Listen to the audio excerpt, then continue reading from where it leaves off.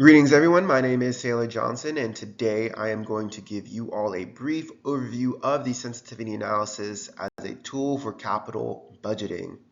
So some of the things I'm going to be talking about today are listed here, but the main takeaway I want you all to get from this presentation is what is a sensitivity analysis, the quantitative steps in order to create one, qualitative factors that are involved with the sensitivity analysis, and integrating risks into our decision making given the data that we obtain or information that we learn today. So moving on into this slide, we begin with the foundation, the goal of financial management. And the primary goal is to maximize shareholder and owner wealth. In practical terms, that just means selecting projects that increase firm value. We do this primarily through capital budgeting decisions, choosing long-term investments that generate positive net present value, or the NPV. The NPV method is grounded in the discounted cash flow approach, so we can forecast future cash flows, discount them back to today using a required rate of return, and subtract the initial investment. If the result is positive, the project adds value to the firm. However, capital budgeting decisions often involve significant capital and long time horizons. And because of that, uncertainty becomes a major factor, right? So before committing resources, we must evaluate risks. And that leads us to the sensitivity analysis and why it's important. So a sensitivity analysis measures how changes in one variable impact project outcomes such as the NPV while holding other variables constant. Its purpose can be seen as to identify key value drivers, measure exposure to uncertainty or overall risk, and to support logical, data-driven decision making. Common variables tested include sales volume, sales price, variable and fixed costs, and the discount rate, which is typically the firm's weighted average cost of capital, or the WACC. The WACC represents the average after-tax cost of debt and equity, and it's essentially the minimum return the company must earn to satisfy investors and creditors.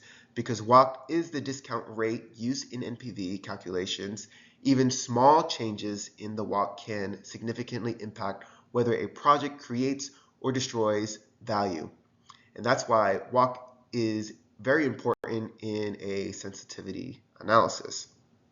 In the sensitivity analysis, there are some quantitative steps that you may take when you are creating one. So the first one can be to develop the base financial model, and this essentially means building a complete discounted cash flow model that includes project revenues, operating costs, working capital needs, taxes, and capital expenditures. From this, we can calculate a base case NPV. And the next step is selecting relevant independent variables. So the inputs that either carry the most uncertainty or have the greatest impact on cash flow.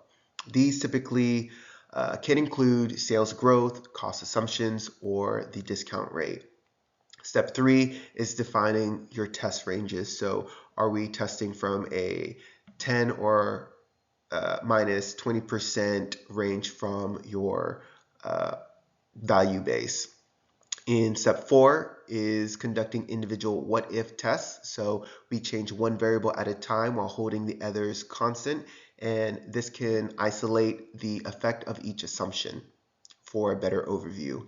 And in step 5, or the last step, is interpreting the results. So we ask which variables impact NPV the most, where does the project break even, how sensitive is the investment to changes in assumptions. This overall structured approach helps quantify risks and exposure and gives us a better idea of what can impact a firm financially. I know that can be a lot of information and hard to visualize, so here we have an image of what a sensitivity analysis can look like. Here in the center, the company has already built its base case financial model and calculated a projected share price. In the sensitivity section, key assumptions are being tested, specifically revenue growth across the top and exit multiple along the side. Each cell in the table shows how the share price changes when those assumptions vary. This allows us to visually see how sensitive the valuation is to changes in growth or market multiples. The bottom section shows which variables cause the largest change in value. Overall, this chart kind of demonstrates how sensitivity analysis helps decision makers identify the biggest risk drivers and understand how fragile or resilient a project valuation is under different scenarios or stressors. Shifting from numbers to judgment on a qualitative factors, sensitivity analysis requires managerial insight. We must determine what ranges are realistic and how likely certain risks are to occur.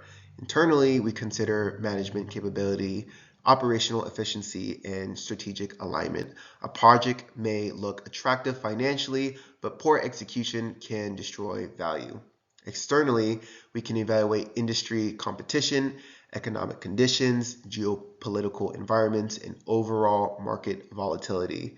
And these factors or these external forces directly influence revenue assumptions, cost structures, and discount rates. Combining quantitative results with qualitative evaluations strengthen our decision making as financial managers. Connecting sensitivity analysis to broader financial risk tools when speaking of internal and external financial methods on capital budget analysis. Some internal methods we can look at include the sensitivity analysis and scenario analysis. These help us evaluate project-specific uncertainty, and external methods include the capital asset pricing model, which estimates the cost of equity using beta to measure systematic risk. We also consider macroeconomic stress testing and WACC to reflect overall market conditions, kind of what we talked about earlier in the slides, and financing costs. These tools allow us to incorporate both firm-specific risks and market-based risks into capital budgeting decisions. So bringing everything together, sensitivity analysis helps us identify where risks exist. It shows us which assumptions drive value and which variables create vulnerability. But effective capital budgeting requires more than recalculating the numbers. It requires combining quantitative testing with qualitative judgment and external risks assessment. When we integrate these elements together, we improve our ability to select projects that maximize firm value while responsibly managing risks. And it allows us to make decisions based on facts and logic rather than our emotions and what we feel.